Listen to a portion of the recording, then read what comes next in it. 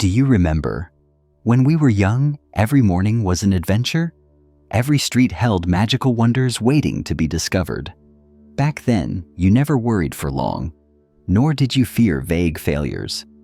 You danced among your dreams, leaped into the world with shining eyes, a joyful heart, and an innocent belief that life was an endless feast just for you.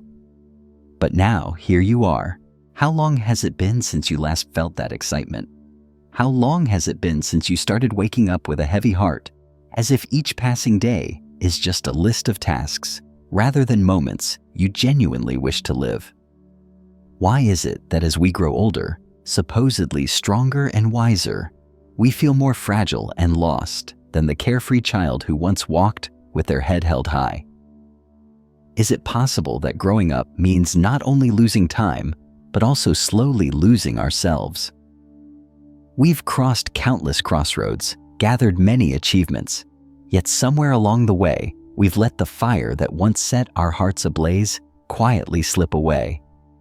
We've traded our carefree afternoons for endless plans. We've exchanged curiosity for exhaustion. We've silently signed an invisible pact with life that says, from now on, I will live to fit in, not to be joyful. Is that truly the price of growing up? Or is it just an illusion imposed by society? Emerson once said. It is not the length of life, but the depth of life. Isn't the real question how deeply we've lived? Not how long, but what depth remains when the heart is weary, when the eyes that once sparkled are now weighed down by obligations.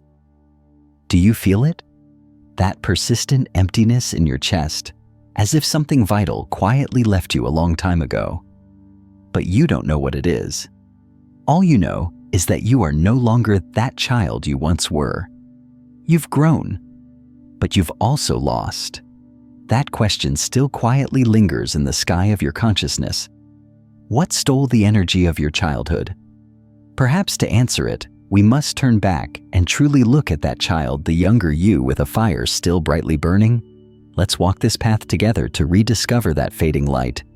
Take just 3 seconds to hit the subscribe button so you won't miss the upcoming videos. Close your eyes and let your memories lead the way. Was there a time when you were a fearless child? A child who ran like the wind along dirt roads, ready to jump into puddles and could laugh wholeheartedly just from catching a tiny butterfly. You were once a radiant being who naturally loved life without needing to be taught. In those childhood days, you lived as if the entire universe was a special gift made just for you. You asked hundreds of questions each day, not to appear smarter, but simply because you genuinely craved to understand the world around you. You chased dragonflies not to catch them, but for the pure joy of running, of touching life as it moved right before your eyes. You didn't know embarrassment, nor did you understand what failure meant. If you fell, you would jump up, brush off the dust, and keep running. When one game ended, you didn't feel regret because you knew there were hundreds more waiting for you. You didn't worry about tomorrow, nor did you fear anyone's judgment. You lived with a free spirit that adults spend their entire lives dreaming of touching. Do you remember when you used to draw messy little pictures, when you made up silly songs? You didn't need anyone's praise. You did it simply because it made you happy, because it was how you breathed out your true self. Back then, the world had no boundaries, no rules strong enough to stop you from soaring. Emerson once said, "The invariable mark of wisdom is to see the miraculous in the common."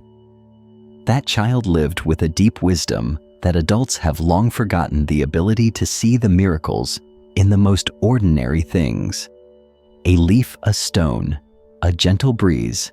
Everything was magical when seen through pure, unclouded eyes. You once lived like that without doubt, without hesitation, without exhaustion.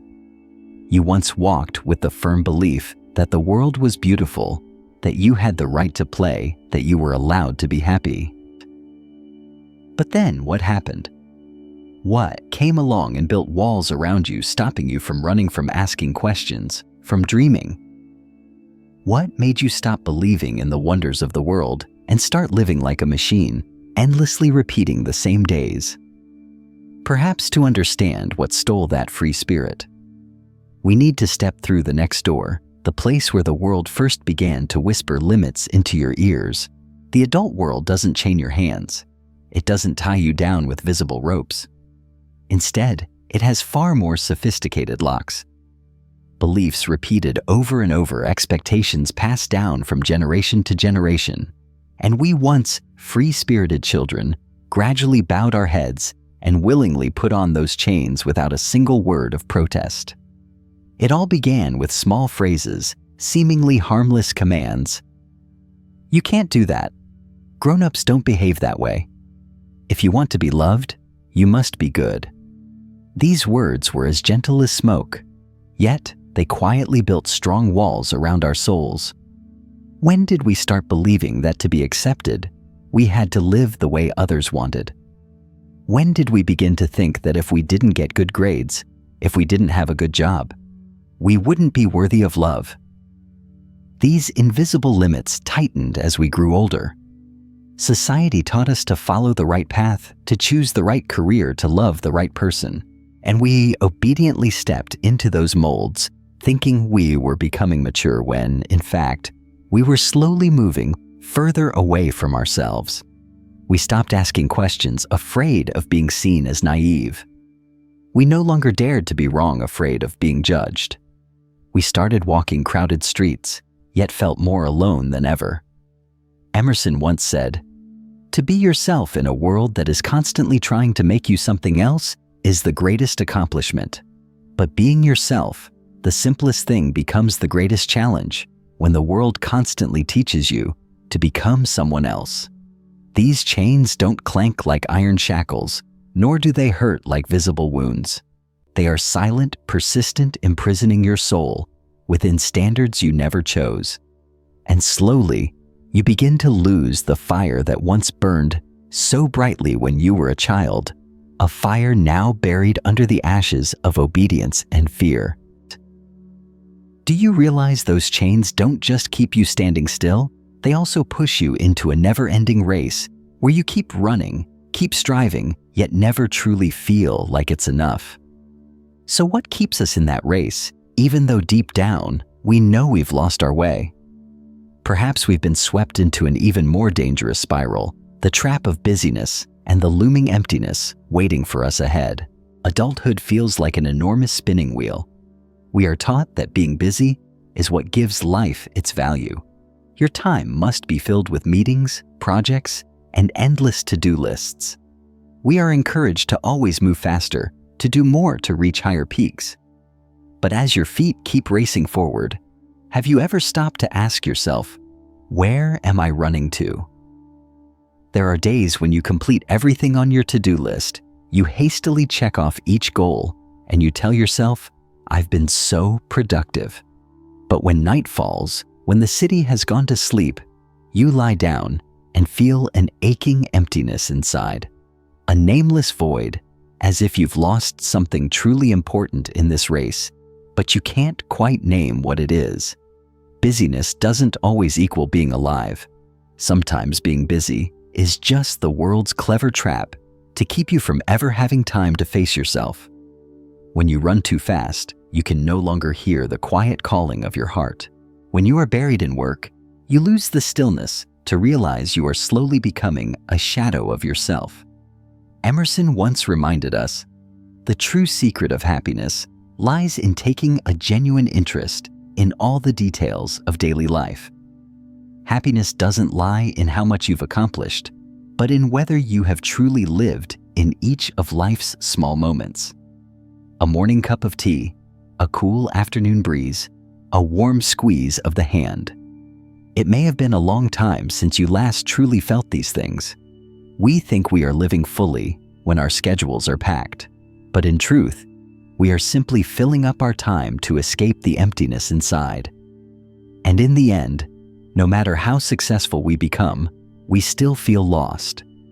Still don't understand why we are exhausted. Still don't know why. The simple joys we once had now feel so distant and out of reach. Do you see yourself in this? Someone so busy that you no longer remember what you once wanted. Someone who passes through long days without even feeling your own breath. So what exactly has turned us into this? What has made us live such busy yet hollow lives? Perhaps the answer lies here. Our egos have grown larger, while our souls have quietly grown smaller. When we were children, we lived by intuition, by innocence. But as we grew up, we began to build something called the ego. We were taught that we needed to craft an image to become someone to be recognized. And so, day by day, hour by hour, we layered ourselves with the clothing of ego, with the social masks Carl Jung called the persona, the outer shell we display to the world. The ego grew larger, but the soul inside slowly shrank. We became consumed with perfecting our image, yet we forgot to listen to our inner voice. We invested in reputation, wealth, and status, things that earn us admiration from others. But perhaps, at that very moment, we began to drift away from our true selves. Have you ever felt this? Behind polite words, behind grand achievements, behind rounds of applause, there still lies a cold emptiness you dare not touch. You move through long days, you check off your goals, but deep inside, you still don't feel truly alive. Carl Jung once warned, "The most terrifying thing is to accept oneself completely." We are afraid to face our true selves with all our fragility, our buried dreams, our unspoken desires. Instead, we choose to live behind the mask because it feels safer, because it's easier to be accepted that way. But here's the truth. The more we live for the ego, the more we lose connection with ourselves. We become skilled actors in the play of life, yet distant spectators to our own souls. We build beautiful castles for ourselves, only to realize we've lost the simple home where the child we once were used to laugh and play. What we don't realize is that the exhaustion, the emptiness, the sense of being lost don't come from life being too difficult, but from the fact that we are no longer ourselves. We've lost ourselves in the endless pursuit of others' approval. So how do we find our way back? How do we hear once again the inner voice that has long been forgotten? Perhaps the answer lies in something simple yet profound. We have forgotten to listen to ourselves. We stopped having conversations with our own souls somewhere along the way. Take just 3 seconds to hit the subscribe button so you won't miss the upcoming videos.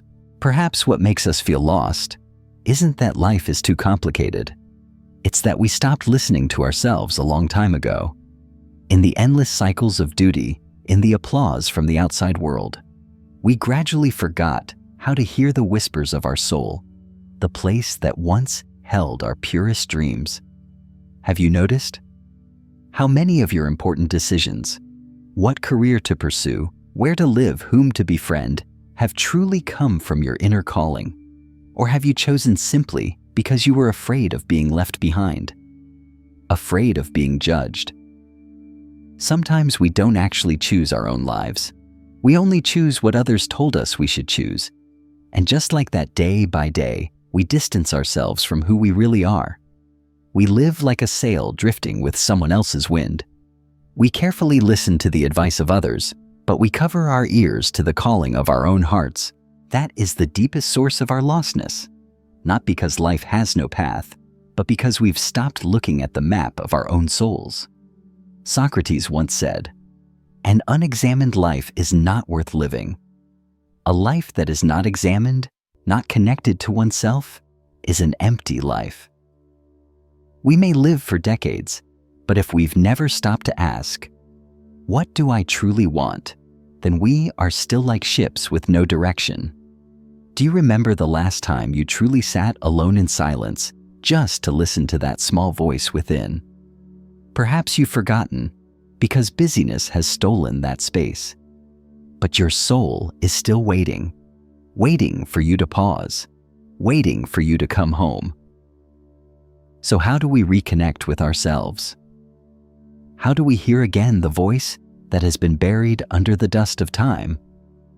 Perhaps that path lies somewhere beyond the noise, beyond the crowded schedules, Perhaps it's waiting for you in the timeless stillness of nature. When people lose themselves in crowded cities, among towering skyscrapers and packed schedules, nature quietly waits for us, like an old friend who never holds a grudge. In nature, no one demands you to become someone. You don't need to prove anything. You just need to be present. Ralph Waldo Emerson once said, "In the woods, we return to reason and faith. Amidst the trees, the mountains, and the vast sky, we suddenly remember who we are. Because nature never pretends. The wind blows in its own way. The water flows in its own way. No one competes, no one rushes, no one tries to become some perfect image. And it is this very purity, this very stillness, that becomes the truest mirror in which we can finally see our own souls." Some people have found themselves again through the simplest journeys. A quiet morning by a lakeside, a peaceful walk through a pine forest, or even slow, deliberate steps along an empty village road. Nature doesn't need noise to teach you its lessons. It simply needs you to slow down. When the sound of birds becomes clear, when the soft rustling of leaves in the breeze reaches your ears, you will realize it has been a long time since you truly listened. Nature helps you return to your real breath. You don't need to rush. You don't need to play a role. You just need to live as the trees live, as the clouds drift, as the water flows. And in that very moment, you begin to hear the voice that was long buried, the voice of the child within you, the child who has patiently been waiting for you to come home. When you immerse yourself in nature, you will start to remember the things that once made your heart shine. You will remember the unfinished dreams, the long-forgotten desires, the simple joys you once left behind. And from there, the journey back to yourself begins to unfold. But is nature alone enough for you to truly find yourself again? Is stepping into the forest, simply touching the earth, all it takes to revive your spirit? Or does it require something deeper? A silent conversation, a journey into the deepest quiet of the soul. Perhaps the real key lies behind that door, where silence becomes the true guide for your soul. In this noisy world, people are always afraid of silence. We fear the empty spaces, those without sound, without work, without anyone beside us. We fear sitting still because in those moments, the long-forgotten questions within us start to return. But it is precisely in silence that we truly meet ourselves again. Silence is not an escape from life. It is a path back to authentic living. Emerson once wrote, "Nothing can bring you peace but yourself." No one can give you peace if you've never learned how to sit with yourself. When you step into silence, you begin to hear the sounds that were once drowned out the beat of your own heart, the breath of the earth and sky, and most importantly, the voice of the child within you, the voice you've long forgotten. Meditation journaling, walking in silence, or simply sitting quietly under a tree one afternoon. These are all doors that open to the inner journey. In those moments, you no longer have to chase after anyone.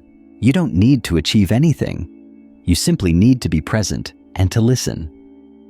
Carl Jung once reminded us, "Who looks outside dreams. Who looks inside awakes." When we look outward, we merely chase after the dreams of others. But when we turn inward, we truly awaken. We finally touch the truth of our own lives. The inner journey is not something that can be completed in a day. It is a long walk where you gradually remove your masks, slowly embrace your vulnerabilities, and patiently learn to love yourself again. You will realize you are not lost because life is too complicated. You are lost because you've gone too far from yourself. Silence is not just a place for recovery. It is the place where you are reborn. And then you may ask yourself, can I truly bring back that old flame? Can I live again with the free spirit of the child I once was in this adult world full of obligations? Perhaps the answer is waiting just ahead, where we learn to reignite our childhood energy and become ourselves once more. When you've stepped into silence, when you've listened long enough to hear your inner voice, you will come to realize a simple truth. The child you once were never left you. They have always been there. You just stopped looking in their direction. And then you begin to understand you don't need to search for that child in the past. You simply need to become them again, here in the present moment. You have the right to be innocent again. You have the right to live with curiosity, with courage, with pure joy, without needing anyone's permission. You can fail without fear. You can laugh out loud, play experiment, and make mistakes just as you once did as a child. No one is asking you to abandon your adult responsibilities, but you absolutely choose to live with the spirit of a child within the soul of a grown person. You can work with excitement, love with sincerity, and walk through life with freedom, unshackled by the world's expectations. Emerson once said, "Do not go where the path may lead. Go instead where there is no path and leave a trail. Do not walk the road others have drawn for you. Walk into the forest where no path exists and leave your own footprints behind." That's how the child within you once lived, without a map, without needing permission, simply stepping forward with full vitality and courage. You don't need to become someone else. You just need to come home. Come home to your genuine laughter, to the dreams that once seemed naive, to the simple desires that used to set your heart ablaze. You might ask, is it too late to live this way? No, because the soul is not measured by age. The soul is only full when you truly live in alignment with it. But how can you be sure that you were never truly lost? How can you believe that the way back is still waiting for you? Perhaps the answer will become clear. When you realize this, you never lost that light. You simply forgot the way home. Life is not a maze. It wasn't designed to keep you lost forever. Sometimes you may feel you've lost your way, that you've left yourself behind, somewhere along the crowded roads. But the truth is, you were never truly lost. You simply forgot for a while. You simply wandered too far. You simply stopped listening for a time. But the child within you is still there. That flame still quietly burns. That voice still gently echoes in your soul. The way home has never closed. It has always been there, waiting for you to turn back. You don't need to start all over. You just need to pause, to soften, to find the courage to release the layers you've worn for far too long. In that moment, you will realize what you've been searching for was never far away. Joy, aliveness, the love of life, they have always remained within you. Life does not punish you for losing your way. Life simply waits patiently until you are quiet enough to realize you've wandered too far from yourself. You don't need to become someone else to deserve love. You just need to be yourself. Remember, that child has never disappeared. That light has never gone out. You've simply forgotten the way home. And if you're wondering how to take the very first step on this journey, perhaps it begins with stopping, with listening, and asking yourself a simple question. What makes my heart come alive today? That is always the answer. And the real journey always begins from there. If you find this video helpful, hit like and subscribe so you won't miss the upcoming videos, and don't forget to share your thoughts in the comments below.